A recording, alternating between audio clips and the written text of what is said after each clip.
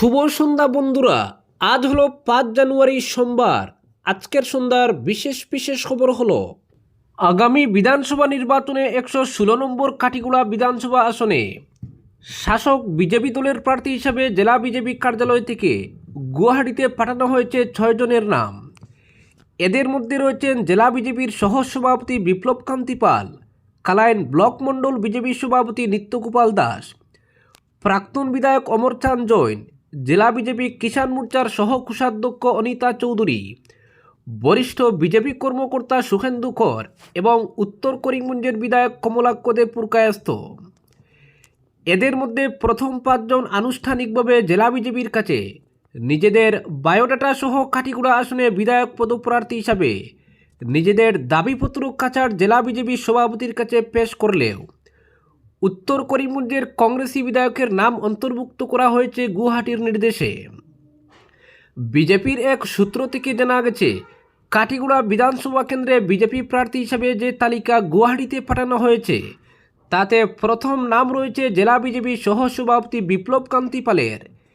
এরপর ক্রমান্বয়ে রয়েছে কালাইন মণ্ডল সভাপতি নিত্যগোপাল দাস, কাটিগুড়ার প্রাক্তন বিধায়ক অমরচাঁদ জৈন, বরিষ্ঠ কর্মকর্তা সুখেন্দু কর এবং জেলা বিজেপি কিষাণ মোর্চার সহ কোষাধ্যক্ষ অনিতা চৌধুরী। তালিকার সব শেষে রয়েছে উত্তর করিমগঞ্জের কংগ্রেসি বিধায়ক কমলাক্ষ দেব পুরকায়স্থের নাম। সূত্রটি জানিয়েছে, কাটিগুড়ার 3টি মণ্ডল যথাক্রমে 5 গ্রাম বদরপুর, কাটিগুড়া এবং কালাইন মণ্ডল থেকে কমলাক্ষ দেব পুরকায়স্থকে কোনোভাবে সমর্থন করা না হলেও একমাত্র পশ্চিম কাটিগুড়া মণ্ডল উল্টো দিকে রয়েছে।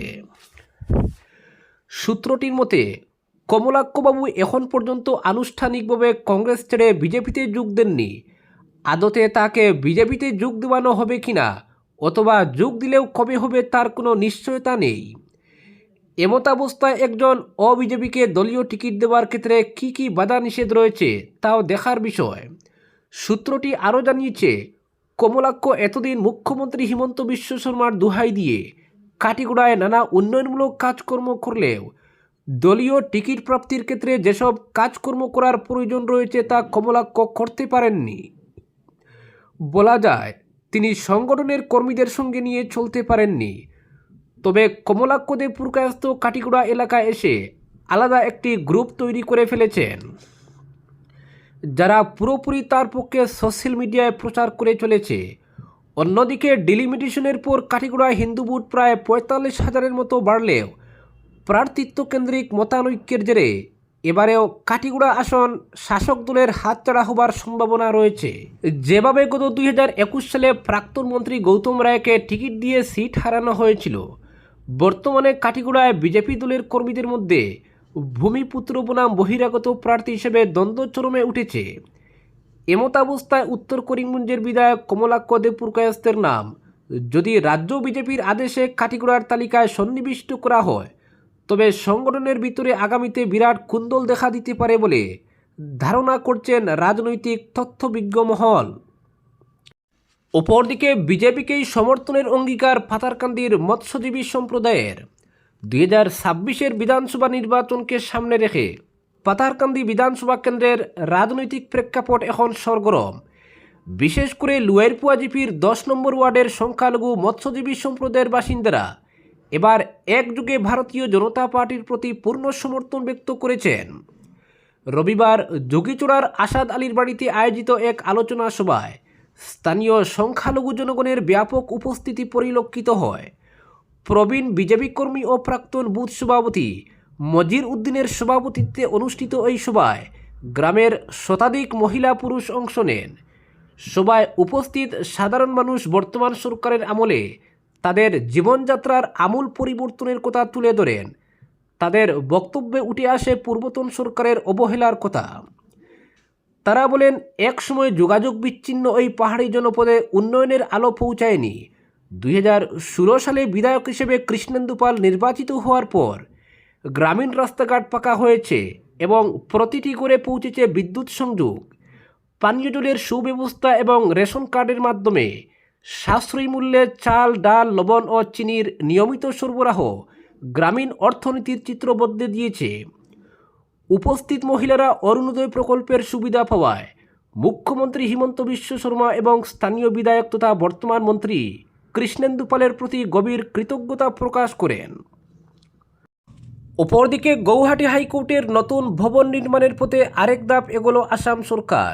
মুখ্যমন্ত্রী হিমন্ত বিশ্ব শর্মা জানান, 11 জানুয়ারি উত্তর গুয়াহাটির রংমহালে প্রস্তাবিত নতুন গৌহাটি হাইকোর্ট ভবনের ভূমিপূজন অনুষ্ঠান হবে।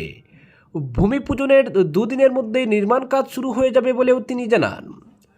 মুখ্যমন্ত্রী বলেন, নতুন হাইকোর্ট ভবনের জন্য জমি অধিগ্রহণ সহ সমস্ত প্রশাসনিক প্রক্রিয়া ইতিমধ্যেই সম্পন্ন হয়েছে।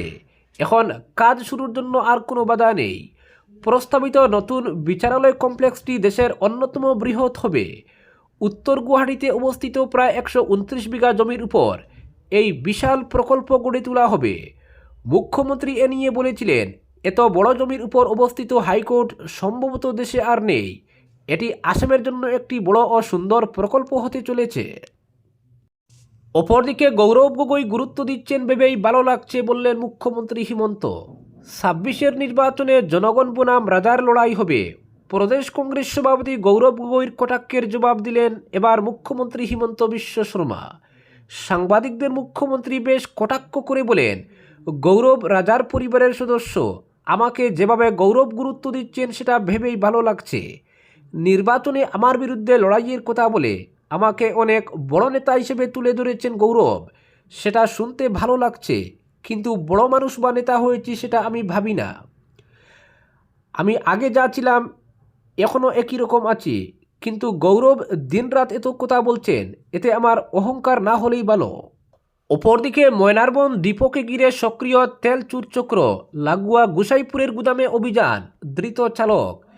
আইওসির ময়নারবন ডিপোকে ঘিরে বেশ কিছুদিন ধরেই গজিয়ে উঠেছে জ্বালানি তেল চুরির এক চক্র।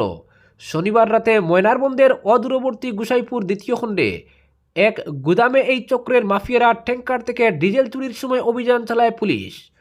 অন্যান্যরা পালিয়ে গেলেও পুলিশ পাকড়াও করতে সক্ষম হয় এক ট্যাঙ্কার চালককে। ধৃত চালক রিপন সিনহা দুয়ারবন থানা এলাকার ছোটজালেঙ্গা প্রথম খণ্ডের বাসিন্দা। জানা গেছে, গোপন সূত্রের খবরের ভিত্তিতে পুলিশ গুসাইপুর দ্বিতীয় খণ্ডে হাফিজুর রহমান লস্কর নামে এক ব্যক্তির গুদামে অভিযান চালায়।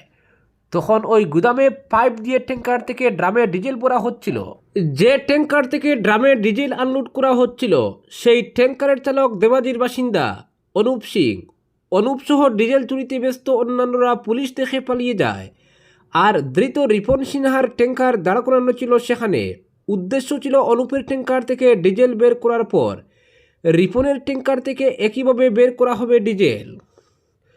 অন্যান্যরা পালিয়ে গেলেও রিপন পালিয়ে যেতে পারেনি, তাকে ধরে ফেলে পুলিশ। গুদামের মালিক হাফিজুর রহমান লস্করকেও পায়নি পুলিশ। পুলিশ দেখে সেও পালিয়ে যায়। সব মিলিয়ে বাজেয়াপ্ত করা হয়েছে প্রায় 600 লিটার ডিজেল।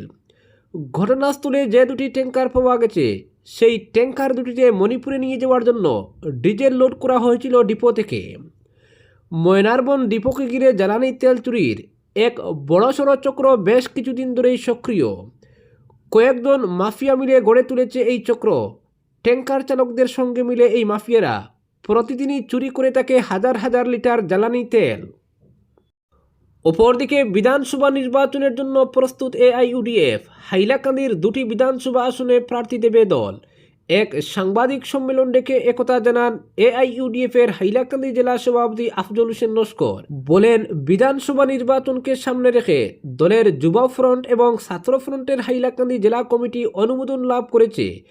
61 সদস্য বিশিষ্ট all India United Democratic youth ফ্রন্টের হাইলাকান্দি জেলা সভাপতি নিযুক্ত হয়েছেন সুহেল আহমেদ মজুমদার রিপন। প্রশাসনিক সাধারণ সম্পাদক নিযুক্ত হয়েছেন মিজানুর রহমান লস্কর। 21 সদস্য বিশিষ্ট ইউনাইটেড ডেমোক্রেটিক স্টুডেন্ট ফ্রন্টের হাইলাকান্দি জেলা সভাপতি নিযুক্ত হয়েছেন নাহিদ কৌসর মজুমদার কোয়েস। প্রশাসনিক সাধারণ সম্পাদক মনোনীত হয়েছেন শহীদুল আলম মজুমদার। যুব ফ্রন্টের হাইলাকান্দি জেলা সভাপতি সুহেল আহমেদ মজুমদার বলেন, ঘুরে দাঁড়াবে দল। বিধানসভা নির্বাচনে হাইলাকান্দিতে দলের টিকিট প্রত্যাশী এআইইউডিএফের হাইলাকান্দি জেলা সভাপতি আফজল হোসেন লস্কর, প্রাক্তন জেলা পরিষদ সদস্য নুরুল ইসলাম লস্কর, জমিয়তের হাইলাকান্দি জেলা সভাপতি মৌলানা তাজউদ্দিন লস্কর।